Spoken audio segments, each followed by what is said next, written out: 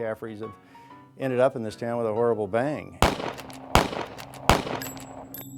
June 17, 1933, a day most of us read about in history books. For the Caffreys of Kansas City, it's part of the family album.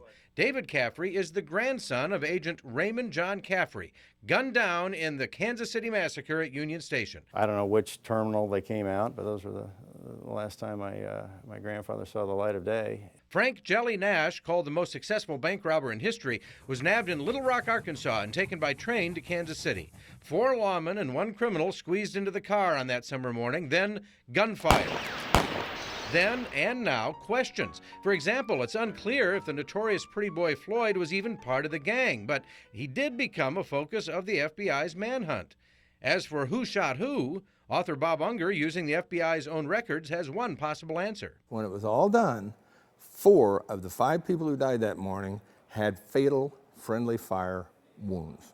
Gangster Frank Nash, dead. Police officers Otto Reed, W.J. Grooms, and Frank Hermanson, dead. Agent Raymond Caffrey, dead. And Agent Caffrey wasn't even supposed to be there. Another agent simply didn't answer the phone. He was a young, eager 31-year-old agent, and he came to answer the call. After the massacre, J. Edgar Hoover watched over the Caffrey family. According to Bob Unger, another thing Hoover did was use the massacre to mobilize a war on crime, expanding the powers and reach of the Bureau. What became the juggernaut that the FBI is today, all of it came from the blood of Union Station. Oh, one more thing, those famous bullet holes in the side of Union Station, well, like so much about this 81-year-old story, there is a dispute. Kansas City police recently showed the marks could not have come from the bullets, but within seconds after the smoke cleared, people were going up and putting their fingers in these holes and saying, this is where the gunshot went. And so, like I say, if we're wrong, we've been wrong from the very first second.